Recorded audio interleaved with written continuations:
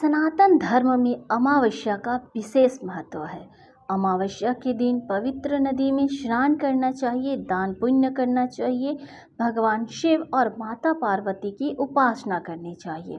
इस दिन पीपल के वृक्ष की उपासना भी की जाती है, क्योंकि पीपल के वृक्ष में सभी देवी देवताओं का वास होता है और इसलिए इस दिन पीपल के पेड़ में जल अर्पित करने से सभी मनोकामनाएं पूरी होती है।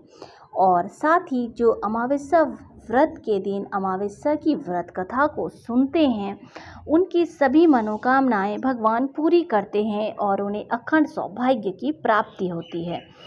तो चलिए इस व्रत कथा को अवश्य सुने। एक गरीब ब्राह्मण का परिवार था और उस परिवार में पति पत्नी के अलावा एक पुत्री थी। धीरे धीरे उनकी बेटी बड़ी होने लगी और वह लड़की बहुत ही सुंदर, संस्कारवान एवं गुणवान थी, किंतु गरीब होने के कारण उसका विवाह नहीं हो पा रहा था। एक दिन उस ब्राह्मण के घर में साधु महाराज पधारे तो उस कन्या के स्वभाव से वह काफ़ी प्रसन्न हुए।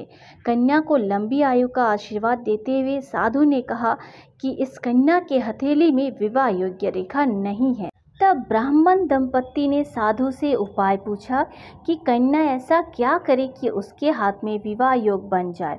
साधु ने कुछ देर विचार करने के बाद अपनी अंतर्दृष्टि से ध्यान करके बताया कि कुछ दूरी पर एक गांव में सोना नाम की धोबिन जाति की एक महिला अपने बेटे और बहू के साथ रहती है, जो कि बहुत ही आचार विचार और संस्कार संपन्न तथा पतिपरायण है।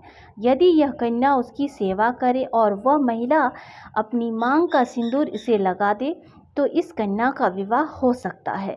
साधु ने यह बताया कि वह महिला कहीं आती जाती नहीं है।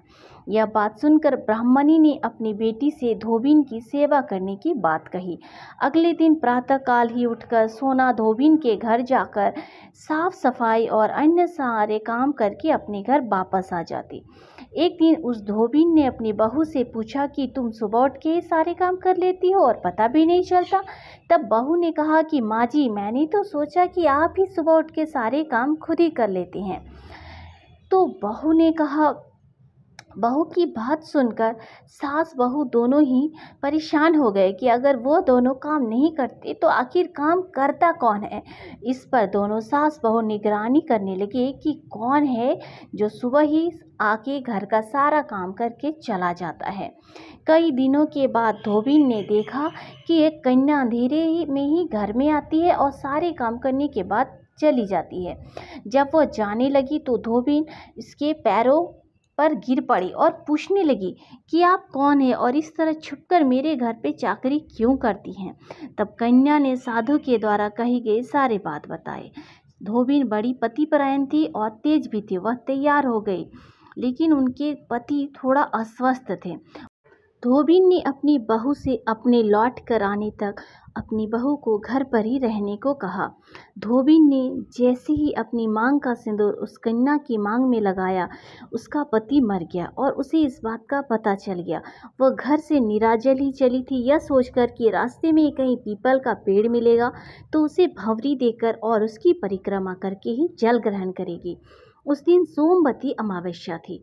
ब्राह्मण के घर से मिले हुए पूरे पकवान की जगह उसने ईंट के टुकड़ों से 108 बार भंवरी देकर 108 बार पीपल के पेड़ की परिक्रमा की और उसके बाद जल ग्रहण किया।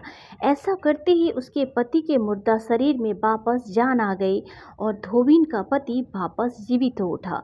जो भी इस व्रत कथा को श्रवण करते हैं, महादेव उन पे कृपा करते हैं और महाकाल की कृपा से उनके घर में कभी अकाल मृत्यु नहीं होती है। उन्हें सुख और सौभाग्यता का आशीर्वाद प्राप्त होता है, उनका सिंदूर अखंड रहता है और इसीलिए इस दिन पीपल के वृक्ष की परिक्रमा अवश्य ही करनी चाहिए, ताकि पितरों को मुक्ति हो और उनका आशीर्वाद और कृपा बना रहे।